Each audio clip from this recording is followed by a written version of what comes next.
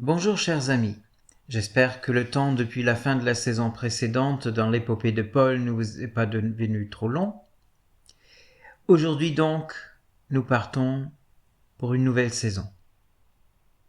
2 ans ont passé depuis la farce de procès devant Félix. Félix s'est souvent entretenu avec son hôte, mais sans se convertir. Il n'a pas obtenu non plus la rançon qu'il avait peut-être espérée. Mais les gouverneurs, comme tous les fonctionnaires d'État, sont susceptibles d'être promus ou de changer d'affectation pour d'autres raisons, ça existe. Et c'est ce qui arrive à Félix. Et comme beaucoup de hauts fonctionnaires, Félix laisse en partant quelques dossiers en cours pour que son successeur n'ait pas le temps long en arrivant. Le nouvel homme à la tête de la province de Syrie s'appelle Festus. Il arrive à Césarée, il fait le tour de sa maison de fonction, il y trouve Paul. Il ne sait pas trop quoi en faire, pour l'instant il a autre chose à régler. Il faut prendre ses fonctions. 3 jours plus tard, il monte à Jérusalem pour s'imposer là aussi comme le nouveau chef. Et immédiatement, les chefs du temple vont le rencontrer. Non pas pour faire connaissance avec le nouveau préfet, comme on fait de nos jours, mais, aux surprises, ils viennent pour renouveler leur plainte contre Paul. 2 ans après, quand même, cette affaire doit vraiment leur être une épine dans la chair. Et, tiens, est-ce que vous vous souvenez qu'ils avaient demandé à Lysias, qui était le commandant de la citadelle, de leur transférer Paul pour un procès devant le Sanhédrin? Là, ils reviennent avec la même idée et demandent que Paul soit transféré à Jérusalem pour qu'ils puissent le juger.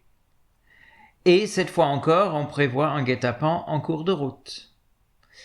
D'ailleurs, vous vous souvenez certainement aussi de ceux qui avaient juré que, tant que Paul était vivant, il ne mangerait ni ne boirait. Je me demande ce qu'ils sont devenus.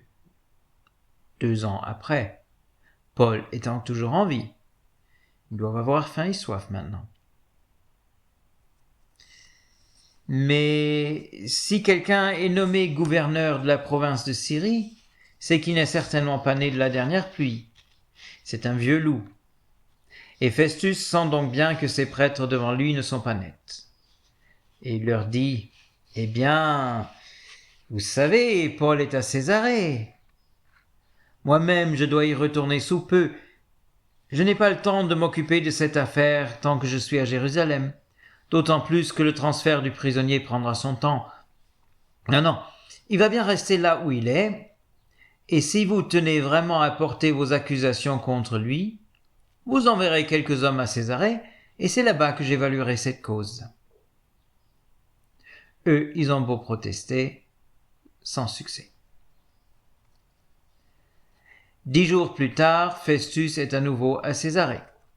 Et le lendemain matin, c'est le jour du tribunal, les envoyés de Jérusalem sont déjà là et réclament de porter plainte contre Paul. Festus fait amener Paul, et les mandataires du Sanhédrin prononcent une longue liste d'accusations graves, sans toutefois qu'ils aient la moindre preuve à apporter, on s'en doutait. Paul les écoute, et quand on lui demande ce qu'il a à dire, il répond de manière presque laconique « Je n'ai rien fait, ni contre la loi des Juifs, ni contre le temple, ni contre l'empereur. » Festus se dit que peut-être ce n'est pas prudent de se faire des ennemis au Sanhédrin déjà dans la première semaine ou le premier mois qu'il est en fonction, puisqu'il connaît bien l'histoire de ses prédécesseurs, qui n'avaient que des ennuis avec le Sanhédrin. Donc, il veut offrir une petite faveur gratuite au prêtre et demande à Paul « Est-ce que tu serais d'accord si je te fais transférer à Jérusalem pour que ton procès se tienne dans la capitale, en ma présence, sois rassuré. » Mais Paul dit « Pas question. C'est l'empereur qui me juge et personne d'autre. Si j'ai commis un crime qui mérite la mort, je suis prêt à la souffrir. Mais je n'ai commis aucun tort aux Juifs. Et tu le sais très bien. et personne n'a le droit de me livrer à leur merci alors que leurs accusations sont fausses. Que l'empereur soit mon juge. » Festus avale sec. Ça s'est pas passé comme il souhaitait.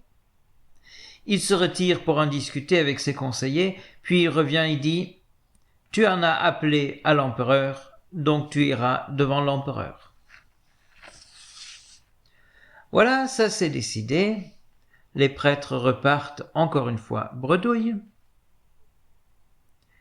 Mais comme il n'y a pas de vol direct de Césarée à Rome, Paul devra attendre encore quelque temps qu'on le transfère. Pas question quand même qu'il s'échappe, on ne va pas le laisser partir de ses propres moyens. Quelques jours plus tard, le gouverneur reçoit le roi Agrippa et sa femme Bérénice, qui viennent saluer le nouveau gouverneur. Agrippa, c'est le frère de Drusilla. Drusilla est la femme de Félix, qui était le prédécesseur de Festus. Mais Agrippa, c'est aussi le frère de Bérénice, qui n'est donc pas seulement sa femme, mais aussi sa sœur. Mais passons, ce n'est pas notre sujet.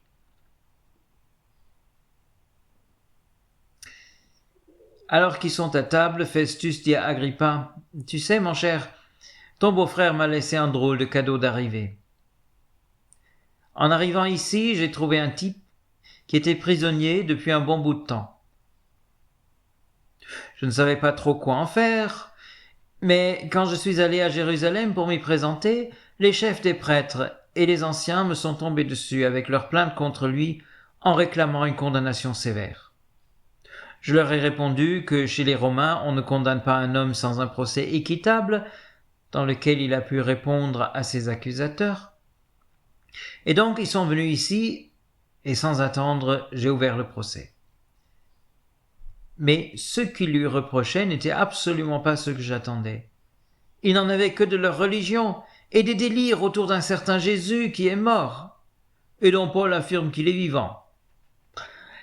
Donc, comme je ne m'y retrouvais pas du tout, je lui ai proposé de l'amener à Jérusalem pour qu'il soit jugé là-haut, sous ma surveillance quand même.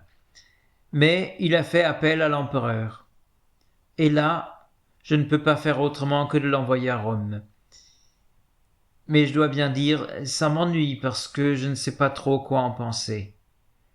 Et je ne sais pas pourquoi on devrait le juger.